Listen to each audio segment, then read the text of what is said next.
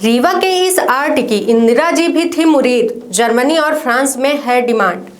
रीवा में सुपारी से बनी कलाकृतियां विश्व भर में प्रसिद्ध हैं। कुंदेर परिवार पीढ़ियों से इस अनोखी कला को जीवित रखे हुए हैं। सुपारी की मूर्तियां राजनेताओं और सेलिब्रिटीज को भेंट की जाती हैं। महंगाई के बावजूद यह परंपरा रीवा की सांस्कृतिक पहचान को बनाए रख रही है और अंतर्राष्ट्रीय स्तर पर भी प्रशंसा पा रही है।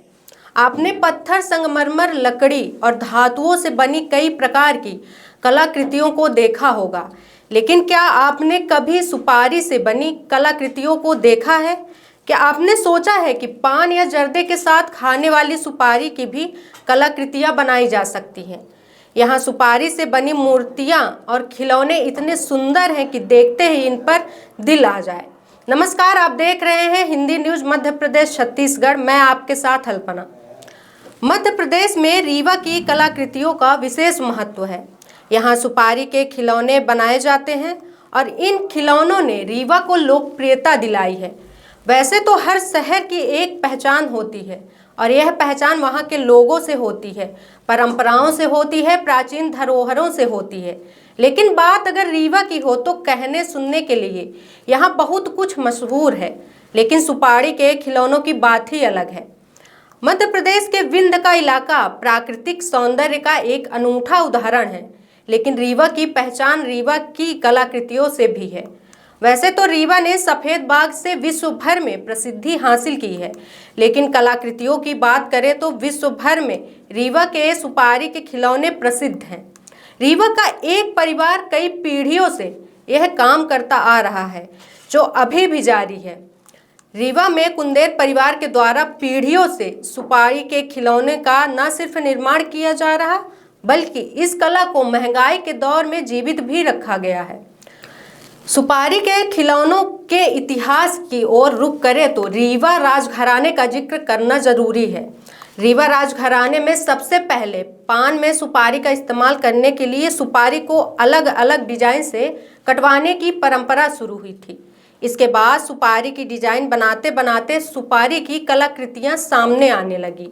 सुपारी को काटने के लिए राज परिवार ने सबसे पहले 1942 में भगवान दीन कुंदेर को बुलाया था।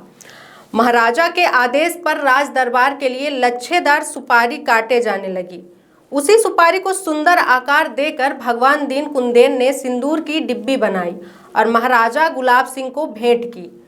उस समय भगवान दीन को दरबार में लच्छेदार सुपारी काटे जाने पर राज परिवार की ओर से 51 रुपए का इनाम दिया गया।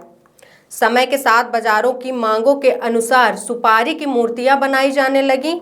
तब से लेकर आज तक सुपारी की मूर्तियां और खिलौनों को बनाने की जिम्मेदारी भगवान दीन कुंदेर की पीढ़ी निभा रही है। 1968 में तत्कालीन प्रधानमंत्री इंदिरा गांधी रीवा आई थी। इस दौरान उन्हें भेंट स्वरूप सुपारी की मूर्ति दी गई। दिल्ली पहुंचने के बाद इंदिरा गांधी ने हथकरघा उद्योग को लोन देने वाले सेंट्रल बैंक ऑफ इंडिया के बोर्ड ऑफ डायरेक्टर के पैनल में सुपारी की मूर्तियां बनाने वाले दुर्गेश कुंदेर की परदादी रमरसिया कुंदेर को भी शामिल किया। इंदिरा गांधी ने कई बड़े कार्यक्रमों में उनका परिचय करवाया। इंदिरा गांधी ने सुपारी के मूर्तियों को राष्ट्रीय स्तर में पहचान दिलाने की कोशिश की। रीवा में बनाई जाने वाली सुपारी की मूर्तियां शहर में आने वाले राजनेताओं और अन्य सेलिब्रिटी को भेंट के रूप में दी जाती है। इस तरह यह मूर्तियां दूसरे राज्य में भी अपनी पहचान बनाए हुए हैं। रीवा वासी अक्सर स्मृति के तौर पर सुपारी के खिलौने भेंट किया करते हैं, लेकिन अब अपने वजूद की लड़ाई लड़ रही मध्य प्रदेश के रीवा की मशहूर सुपारी हस्तशिल्प कला। कुंदेर परिवार बड़ी ही बारीकी से एक सुपारी को तराशते हैं। उनकी कई घंटों की मेहनत रंग लाती है और यह एक छोटी सी सुपारी की लकड़ी मूर्ति में बदल जाती है। मध्य प्रदेश के रीवा के रहने वाले कुंदेर परिवार तीसरी पीढ़ी है, जो बिना नट बोल्ट के नन्ही सुपारी से कलाकृतियां बनाने का काम करती आ रही हैं।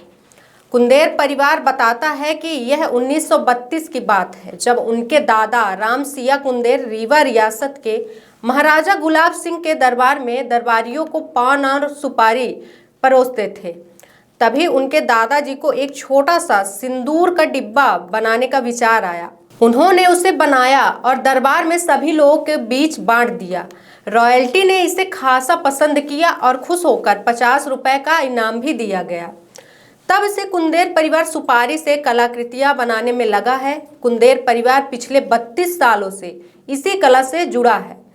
कुंदेर परिवार के पास लक्ष्मी और गणेश की मूर्तियां हमेशा तैयार और उपलब्ध रहती हैं, लेकिन ताजमहल, छोटे लैंप, जानवरों की मूर्तियां आदि जैसी अन्य चीजें ऑर्डर पर ही बनती हैं।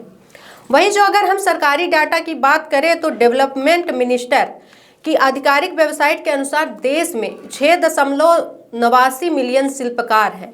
2020-21 में भारत ने 3,45,974 अमेरिकी डॉलर के हस्तशिल्प का निर्यात किया। हालांकि यह महामारी के बाद सबसे कम था, लेकिन रीवा के सुपारी कारीगर इस डेटा का हिस्सा नहीं है। इसका एक यह कारण है कि वे पहचान कार्ड योजना से नहीं जुड़े हैं।